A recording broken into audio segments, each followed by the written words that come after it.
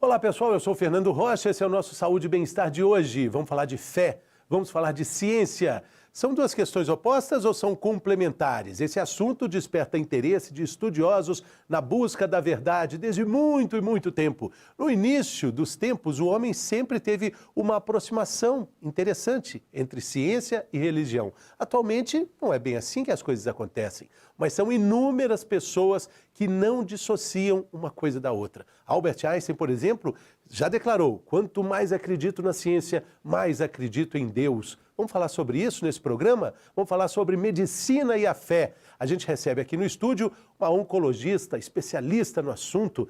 Ela vai falar também, quem vai conversar conosco também, uma psicanalista que vai mostrar os avanços e os resultados práticos que essa relação tem obtido nos tratamentos de uma forma geral. Temos o quadro Mitos e Verdades, aí tem pano para manga. A gente vai esclarecer pensamentos que são tratados como verdade ao longo da vida, nessa relação conturbada entre medicina e fé.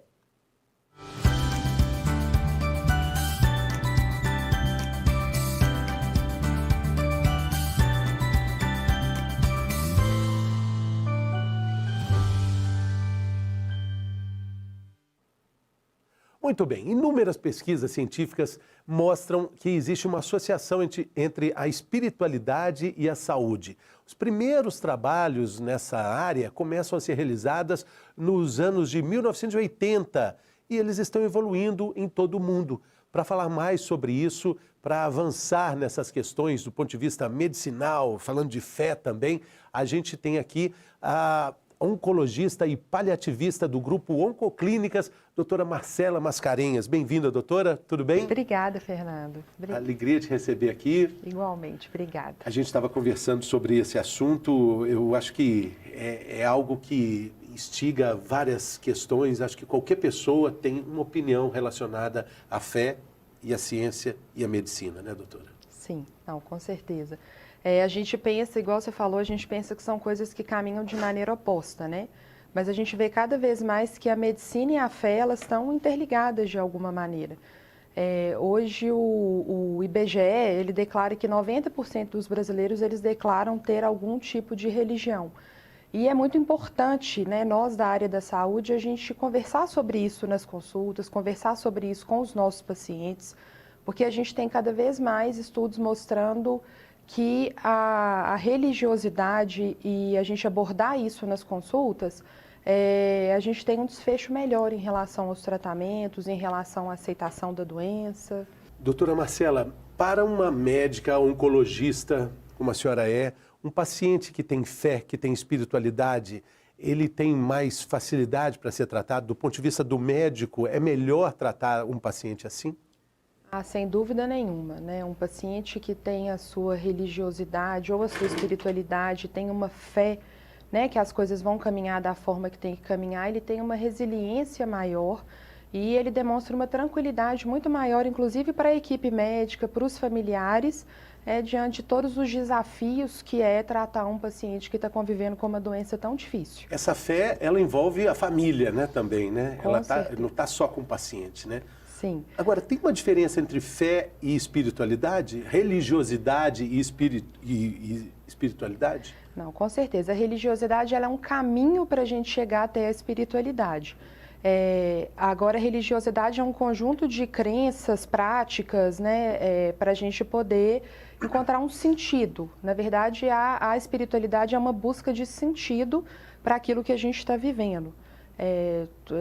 A gente pode expressar a nossa espiritualidade de diversas maneiras, através da religiosidade, através da religião, através da natureza, através da, né, cada um tem aquele seu sagrado. A espiritualidade, ela não necessariamente precisa de uma religiosidade, né? Na verdade, os pacientes mais espiritualizados que eu já conheci, eles não seguiam uma religião específica. Então, são coisas que geram, assim, um questionamento mesmo. E quando a gente entra nessa outra sua especialidade dos cuidados paliativos, aí a gente entra numa seara que está envolvida em muitas questões ligadas a uma terminalidade, que é inevitável, mas que não é tão óbvia assim, né? Na verdade, o termo terminalidade, eu particularmente até às vezes tenho um pouco de dificuldade em falar, porque na verdade a única certeza que nós todos temos na vida é que nós todos vamos morrer um dia. Mas o paciente que é acompanhado por uma equipe de cuidados paliativos, qualquer paciente que tenha uma doença grave, ameaçadora à vida, ou então que mesmo seja uma doença com uma proposta curativa, mas que esteja gerando um sofrimento físico, ou social, ou espiritual, ou familiar, ele já tem o benefício de ser acompanhado por essa equipe, que a gente vai olhar o paciente de uma maneira integral, levando em conta, né, o que é importante para ele, o que ele acredita, a religião, a espiritualidade, mas a família, enfim, é um cuidado integral mesmo. A doutora Marcela, além de oncologista, paliativista, ela é também uma capelã. Ela fez uma especialização em capelania. Quando a gente ouve a palavra capelã, capelão, a gente associa com capela, naturalmente isso está ligado à Igreja Católica? Fernando, na verdade tem muito essa visão mesmo de capelania ter relação com a Igreja Católica, justamente porque nós somos um país que a maioria da população é católica, mas na verdade o capelão, ele é um profissional, né, que oferece uma assistência espiritual, um cuidado espiritual aos pacientes que estão em algum sofrimento, alguma crise existencial mesmo. Ele ouve. Ele ouve, exatamente. É diferente de terapia, né? Muita gente confunde a capelania com terapia, mas na verdade o profissional, eu me especializei em capelania em cuidados paliativos. Então a gente tem que ter um estudo sobre todas as religiões, porque cada religião tem uma visão diferente sobre a questão do adoecimento, sobre a maneira de enxergar esse adoecimento, sobre inclusive a morte. Cada religião tem a sua crença, cada religião tem os seus ritos. Então a gente precisa enxergar isso e oferecer um cuidado para o paciente de maneira integral. Então a gente vai caminhando aí nesse cenário aí junto com o paciente. Como é que um médico que escolhe como projeto de vida, como a senhora escolheu, né, esse caminho que muitas vezes é árduo para todos os familiares, como é que você, de certa forma, até entre aspas, se protege emocionalmente para lidar com assuntos tão delicados, até para você mesma? Na verdade, Fernando, quando eu falo, né, que eu sou oncologista, que eu sou paliativista, as pessoas às vezes falam, nossa, doutora, mas isso deve ser muito triste. Na verdade, a primeira coisa que eu sempre penso quando eu estou diante de algum paciente, eu olho para ele e eu penso assim, ele está com alguma crise de sentido, ele está diante de uma doença grave, né, potencialmente ameaçadora à vida, porque a palavra câncer, mesmo que seja uma doença inicial com intuito curativo, ela gera medo, ela gera terror. Tanto que muitas pessoas não falam nem a palavra, né? Falam aquela doença. Né? Principalmente as pessoas mais velhas, né, eles não gostam nem de falar mesmo a palavra. E na verdade, quando a pessoa tem o diagnóstico de uma doença como câncer, a única certeza que ela e a família têm é que um sofrimento imensurável vai estar diante delas. Então, a primeira coisa que eu penso quando eu estou com o paciente na minha frente, eu penso, ele está passando por isso independente de mim. Eu não posso fazer nada em relação ao diagnóstico. Mas o que eu posso fazer como médica, como especialista, para fazer com que a caminhada desse paciente seja mais suave e tenha menos sofrimento, tanto para ele quanto para os familiares. Você perguntou em relação à proteção, né? Não tem como, a gente se envolve, né? E eu acho que a gente também conhecer a história daquele paciente é extremamente importante. Eu não estou falando do paciente do leito 5 com câncer de mama. Eu estou falando, por exemplo, da dona Joana, que é mãe, que tem filhos, que tem netos, que tem uma profissão, que tem uma crença e que tem realmente toda uma história por trás que vai culminar aí na maneira que ela vai encarar isso que ela está vivendo hoje. Todo paciente, né, todos nós, na verdade, a gente tem uma bagagem emocional. A gente tem vivências passadas, experiências passadas, e isso vai fazer com que a gente enxergue a doença de maneiras diferentes. Então, cada paciente que entra no meu consultório, ele vai me dar uma versão nova sobre o que é, por exemplo, ter um câncer de mama. O câncer de mama na dona Ana é diferente do câncer de mama na dona Joana, que é diferente do câncer de mama num homem, por exemplo. Então, Porque são pessoas completamente diferentes, com universos e famílias diferentes, com crenças diferentes. Agora, o médico, ele gosta muito de falar de esperança, gosta muito de falar de superação, de reconstrução, de novas possibilidades. Como é que é possível trazer essa esperança quando ela definitivamente não está no horizonte? eu acho que é importante a gente fazer um trabalho com o paciente e com a família para entender o que é esperança para ele. Porque muitas vezes a gente fala em esperança, a gente pensa que aquela pessoa está pensando em cura, em ficar livre daquela doença. Mas às vezes o que aquela pessoa quer é ter um caminhar tranquilo, é ter uma morte tranquila, é ter um processo de adoecimento que faça sentido para ela. Então eu acho que é importante a gente primeiro conhecer aquela pessoa, conhecer aquela família, entender os valores e entender qual que é o sagrado nele, né? Porque eu falo que a doença, ela está nos exames, né?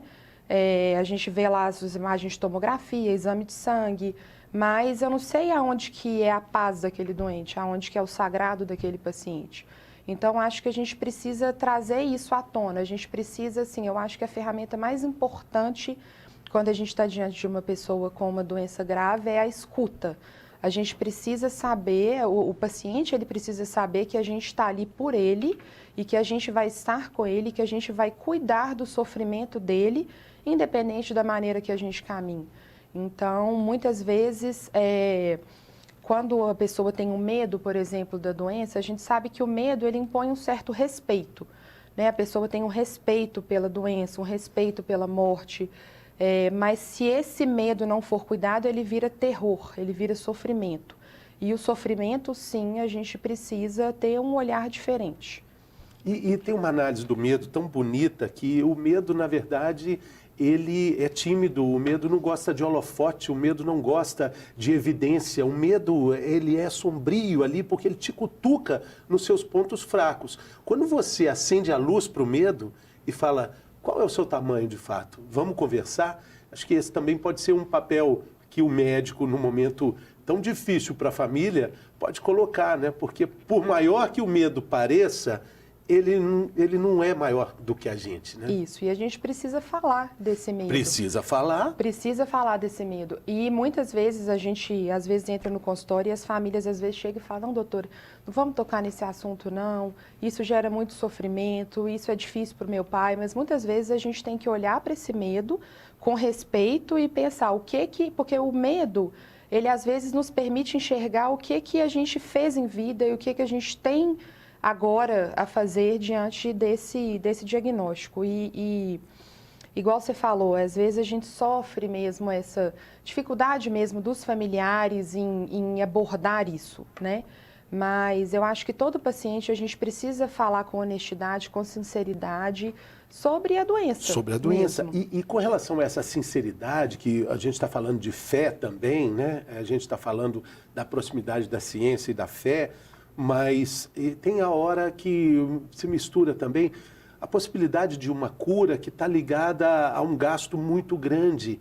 Existe aquela analogia, né, que a vida não tem preço, mas a vida tem custo. Sim, sim. E às vezes o paciente precisa ser orientado, e a família também, sobre o que vai se investir nesse tratamento, que às vezes é muito caro. E às vezes vai envolver a casa que a família tem, o lote que a família tem, as reservas da família para uma vida que não tem uma perspectiva muito segura do ponto de vista dos médicos. Na verdade, a gente precisa enxergar o que faz sentido para aquela pessoa e o que a gente pode oferecer para que a trajetória desse adoecimento seja com menos sofrimento possível. Muitas vezes a gente fala a palavra cura, a gente pensa em a pessoa ficar livre da doença ou ficar livre do câncer. Mas eu tenho uma paciente, por exemplo, que ela está em tratamento de câncer de mama há 10 anos e ela me fala que ela viveu vários processos de cura ao longo desse percurso mesmo. Então, não necessariamente a cura é a pessoa se ver livre da doença. Às vezes, para ela, a cura é ela enxergar um propósito daquilo que ela está vivendo, é ela conseguir... Isso, né? Ela teve vários processos de cura. Porque ela me falou, doutora Marcela, eu fui curada várias vezes e ela fala muito assim, a morte para mim é uma certeza, igual é para todo mundo, mas eu não sou a minha doença, eu sou muito maior do que a minha doença. Então é muito, muito bacana, assim, a gente aprende muito. Deve ser uma experiência muito rica. Agora, a doutora Marcela estava conversando conosco e você disse que a gente poderia tocar nesse assunto. A sua própria mãe está fazendo um tratamento, você está enfrentando os dois lados da mesma moeda no seu dia a dia. Como é que essa experiência está te fortalecendo? O que você está aprendendo dessa jornada?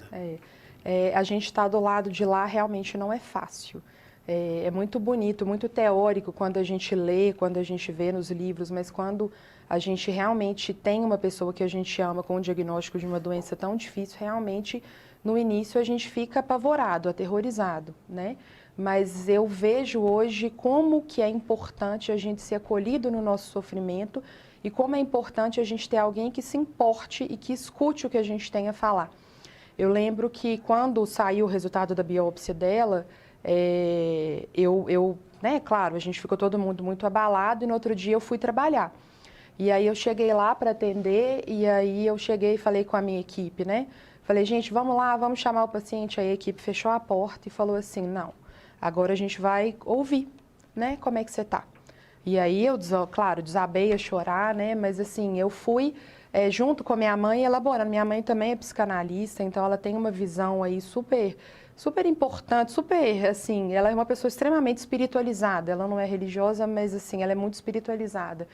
E a gente tem uma equipe fantástica que está cuidando dela e eu vejo como que a gente ter alguém que realmente se importe com a gente faz diferença.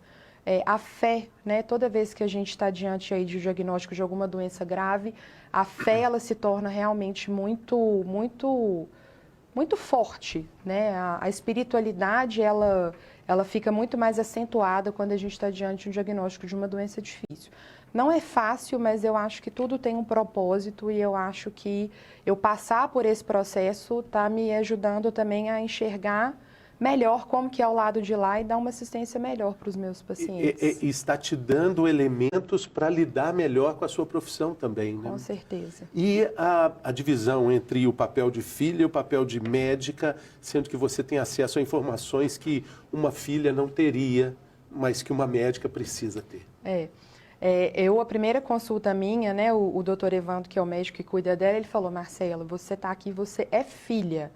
Né? Então, eu estou tentando muito ter esse papel de filha mesmo, assim, de evitar ficar lendo, né, sobre a doença, lendo prontuário. É claro que o conhecimento, ele ajuda muito, porque algumas vezes eu vejo algumas coisas, alguns efeitos colaterais que ela está tendo, que eu já falo, mãe, isso aí liga para o médico, né, liga para o doutor Evandro para ele poder te orientar. Mas tem hora que o lado médico fala mais alto, mas eu sempre acho que a gente tem que ter essa diferenciação mesmo, porque eu não acho que eu estou apta a tomar condutas técnicas relacionadas ao tratamento dela. Mas tem hora que é difícil, assim, a gente, né, eu faço terapia também, então eu acho que a gente precisa, primeiro, para qualquer coisa, a gente precisa se conhecer muito bem, né, Fernando, para a gente conseguir dar uma assistência melhor, não só como médica, mas como filha. Porque quando a gente vê todo esse avanço da ciência, da tecnologia, a gente fez um programa falando sobre os avanços na área da hematologia, também com os médicos lá do Grupo Oncoclínicas, falamos de técnicas e tratamentos mirabolantes para tratar problemas do sangue. A ciência está avançando, estamos chegando na estratosfera, mas essa questão humana também, ela tem avanços significativos nesse tratamento do médico. Tudo bem, a paciente, que é a sua mãe, como é que ela chama? Cláudia. A doutora, ela é doutora também? Não. A dona Cláudia, ela é a mãe da doutora Marcela. O paciente, o médico que está atendendo, ele está vendo, olha, essa paciente tem uma história, a gente conhece a mãe dela, mas todo paciente tem, né? E o médico inteligente, emocionalmente inteligente, o atendimento dele está todo voltado para essa individualidade, né, doutora? Com certeza.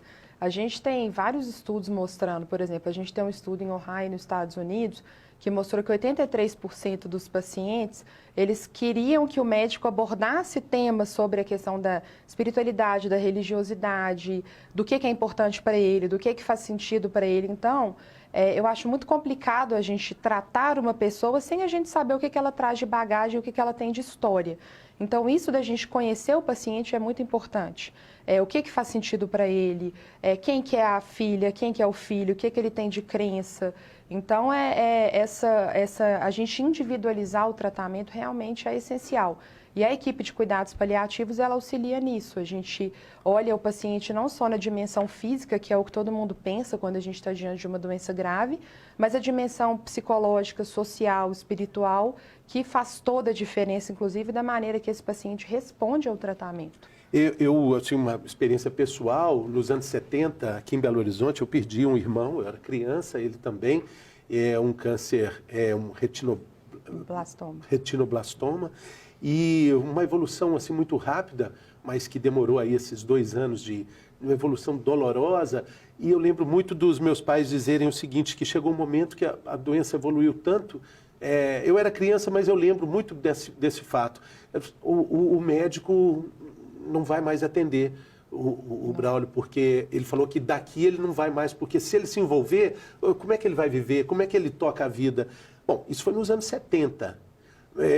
Para os meus pais, até hoje, essa é uma realidade que aconteceu. O médico se afastou quando não existia nem a palavra cuidados paliativos nos anos 70 aqui no Brasil, não se falava disso. Mas hoje isso parece tão absurdo. Como é que o médico se afasta? Mas também a família entende que o médico precisa se afastar. Entende, mas nem por isso ela não sofre, né? Eu acho que o médico precisa entender que existe uma limitação, às vezes, que às vezes para ele não está dando conta, então ele precisa pedir ajuda. Se ele está tendo dificuldade de cuidar daquele, mas assim, eu acho muito complicado. A pessoa está ali, igual no caso do seu irmão, ele foi acompanhado por aquele médico durante o tratamento todo e de repente o médico... deu o diagnóstico. Exatamente, o médico se afasta, eu acho que a família literalmente perde o chão. Então, uma coisa que eu sempre falo para os meus pacientes e falo inclusive para os meus colegas, a gente nunca pode falar para uma família e para um paciente que não tem mais nada para fazer. Sempre tem o que ser feito. Às vezes a gente pode não ter alguma coisa a fazer em relação ao tratamento oncológico daquela pessoa, mas a gente tem o que fazer em relação ao controle de sintomas, controle de dor, que seja acolhimento, que seja escuta, né? Então a gente tem casos aí de pacientes que às vezes se casam aí né? Assim, eu já fiz casamento inclusive dentro de hospital, né? A gente levou lá o pastor para poder fazer a bênção, eu já levei recém-nascido para o hospital, porque a avó queria batizar aquela criança. Então, eu acho que, né, no caso desse caso do batizado, a gente não tinha o que fazer em relação ao câncer gástrico dela, mas a gente tinha o que fazer para que ela buscasse um sentido naquele tempo que ela tem de vida. E um tempo que não necessariamente a gente sabe. Mas eu acho que mais importante do que a gente pensar em quanto tempo, tanto a gente quanto qualquer um de nós vamos estar aqui, a gente tem que pensar em usar esse tempo de maneira adequada para fazer coisas que fazem sentido para a gente. Mas é que desafiador. É exatamente a espiritualidade, né? É o escopo imenso da espiritualidade, dessa descoberta, dessa autodescoberta, desse momento de um contato consigo mesmo inevitável, né? A gente já abordou aqui no Saúde e Bem-Estar algumas vezes o trabalho dos paliativistas, e o que se fala de forma maravilhosa é que é um momento muito especial para descobertas fantásticas que ainda tem tempo de acontecer. Exatamente. E por isso que é importante, claro que a gente não pode generalizar, mas a pessoa ela tem que entender o que está se passando para ela. Por exemplo, se eu te falar agora, Fernando, você tem 5 anos de vida, você faria as mesmas escolhas que você está fazendo hoje? Provavelmente não. Então, é claro que eu não estou falando que a gente vai chegar para uma pessoa e falar quanto tempo ela tem de vida, até porque eu também, particularmente, tenho muita dificuldade em pessoas que fazem isso. Mas a gente tem que fazer aquela pessoa entender que ela tem que fazer o que é importante para ela no tempo de vida que ela tem. Então, se às vezes ela está tratando uma doença que ela acredita que vai ficar curada, mas às vezes é um tratamento com o intuito de controle da doença, ela precisa saber, ela precisa participar até para ela tomar decisões, o que é importante para ela. Por exemplo, eu tive uma paciente que ela morava no Vale do Jequitinhonha. que é muito longe, né? Para quem não conhece, é muito longe aqui da nossa cidade. E ela estava em tratamento com uma quimioterapia, na verdade, tratamento há vários anos, e estava fazendo uma quimioterapia que, na ocasião, era uma quimioterapia que já não ia dar mais tempo de vida para ela, e o objetivo era controlar os sintomas dela. Só que para fazer essa quimioterapia, ela tinha que passar uma semana aqui em Belo Horizonte e uma semana na cidade dela, porque são logística de transporte de distância. Então, um dia ela chegou, caminhou e falou: doutora Marcela, fala a verdade para mim, o que esse tratamento, uma pessoa extremamente espiritualizada, está trazendo para mim? O que eu vou ganhar com isso? Aí eu expliquei, né? Primeiro eu ouvi o que ela tinha para me contar, o que ela sabia, e depois ela entendeu que o tratamento era para melhorar os sintomas. E ela me falou: doutora, mas o sintoma hoje mais exuberante que eu tenho é a saudade da minha família, é ver os meus netos crescerem, é ver os meus filhos crescerem. Então, para mim, eu fazendo esse tratamento, eu estou passando literalmente metade do tempo que me resta aqui em Belo Horizonte, longe da família. Então, para mim, isso não está fazendo sentido. E aí a gente reuniu, conversou, suspendemos o tratamento e ela voltou para casa, enfim, mandou uma foto dela deitada na cama dela, falou: gente, o que eu mais quero é poder dormir nessa cama todos os dias até o meu último dia de vida. Que lindo, hein? É. E aí, o que vai fazer? Né? Isso é um cuidado paliativo, né? Com certeza, com certeza. É acolher, né? É ouvir. E muitas vezes a gente também tem que ter um olhar muito grande para a família, porque quando a gente está diante de uma doença grave, a família toda adoece junto, né? Igual você contou o caso do seu irmão, dos anos 70, e até hoje isso é uma coisa que com certeza mexe na família. Então a gente precisa cuidar da unidade como um todo, do paciente, da família, para a gente oferecer o melhor cuidado. E principalmente o cuidado de quem cuida, porque a saúde mental dos médicos paliativistas e também do familiar que está ali na linha de frente, ela também precisa de muitos cuidados, né? Eu falo que o cuidado, ele não é linear, o cuidado ele é circular, porque a partir do momento que a gente está cuidando de alguém, a gente também está cuidando da gente. E é muito importante essa questão do autocuidado. Da gente enxergar realmente as nossas limitações e da gente também ter aquele momento para a gente de falar, de fazer coisas que são importantes, que fazem sentido para a gente. E essa coisa maravilhosa da inevitabilidade da vida, da imprevisibilidade, né, da nossa existência, né? Num programa aqui falando sobre hematologia, os doutores que tiveram aqui falaram de um paciente que conseguiu um recurso absurdo para fazer um tratamento médico nos Estados Unidos, caríssimo, revolucionário, que bloqueia as células cancerígenas, que coloca mais reforço nas células SAM para atacar as células, coisa que vai ser revolucionário no tratamento oncológico. Conseguiu fazer, paciente já idoso, curado, vida longa, vida nova, teve uma queda. Caiu e morreu. Nossa Senhora. Depois de vencer o câncer. Como é que a gente pode prever isso? Como é que... Então, é muito difícil um médico chegar e falar assim, são 2 anos de vida, são 5 anos de vida. Né? A medicina taxativa acaba ficando muito complicada, né, doutora? Complicada e ultrapassada, né? E, na verdade, eu falo que a gente está diante do momento que está acontecendo aquilo, a gente está diante da narrativa. Eu também, às vezes, a família me pergunta: doutora, mas como vai ser? Eu também não sei. Né? Então, a gente tem que acreditar que realmente tem um motivo maior para aquilo estar acontecendo e a gente tem que lidar com as dificuldades à medida que elas forem aparecendo, mas realmente a gente não tem controle. Exatamente. Né? Esse caso aí é... Bom, doutora Marcela, quero te agradecer muito aqui, quero mandar um abraço também para a dona Cláudia e já quero fazer um convite para que a gente volte a falar sobre esse assunto, mas com vocês duas. Tá? Quero convidá-la para ela vir aqui, linda, maravilhosa, para a gente voltar a falar sobre cuidados necessários para a vida de todo dia, porque a vida é todo dia. Né? Claro, com certeza, eu vou repassar o convite a ela. Valeu, tá bom então. Muito obrigado pela sua presença aqui, pela aula que a gente teve aqui. E daqui a pouco a gente volta para falar mais sobre religiosidade, fé, cuidados paliativos, saúde e medicina. Tudo na mesma frase. Daqui a pouco a gente está de volta.